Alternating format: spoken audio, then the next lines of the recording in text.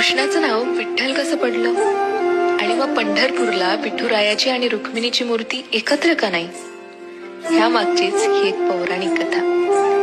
कृष्ण निजला निवांत, आठवली त्याला राधा, राधेला केले जादूने जिवंत, जणू काय झाली त्याला प्रेमबाधा.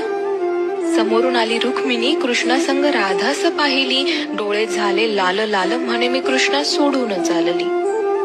कुठे गेली रुक्मिणी कुणास बाई ठाऊक, कृष्ण भटकतोय तिला शोधत, होऊन व्याकुळ भाऊक. पोहोचला बाई कृष्ण शोधत तिरी चंद्रभागेच्या, आणि रुक्मिणी दिसली दिंडी रवनात पंढरीच्या. कृष्ण म्हणवितो रुक्मिणीस, पण ती रुसलेली फार, म्हणतो कसा, अगं रुक्मिणी कसा करू मी तुझ्या विना वैकुंठाचा संसार. रुक्मिणी नाराज, त्यातच कृष्णास आठवे भक्त एक थोर, नाव त्याचे पुंडलिक, लय गुणाचं ते पोर. पुंडलिकाच्या घरी आली कृष्णाची गबाई स्वारी, पुंडलिक करीतो आई बापाची सेवा, ठेवून उभा विटेवर कृष्णाला दारी. वाट पाहता पाहता कृष्णाची मूर्ती राहिली, विटेमुळे विठ्ठल त्यासी प्रचती जाहली. 28 युगे झाली लांब उभी राहुनी, रुक्मिणी रुसवातो घरी, अवघ्या भूमंडळाचा संसार बघत